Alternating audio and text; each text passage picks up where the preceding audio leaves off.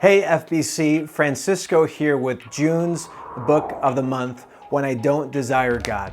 If I were to survey a crowd and ask who would desire their own unhappiness, unless I was asking a room full of junior hires, nobody would raise their hand. And even if they did, it proves the point that their unhappiness is the very thing that would bring them happiness. And the reason for this is that we are hardwired for happiness, because the very thing that brings us happiness is the thing that gets glorified. And if we want to glorify God, He is to be our greatest delight and pleasure. Psalm 16:11 says that in His presence is the fullness of joy. In His right hand are pleasures forevermore.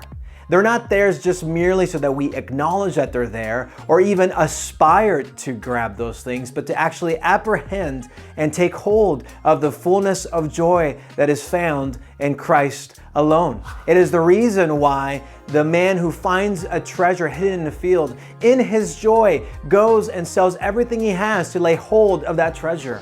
For this reason, we have the scriptures. John 15:11 says that Jesus spoke these things to His disciples so that Jesus' joy would be in them and their joy would be made full. It is why God commands our joy.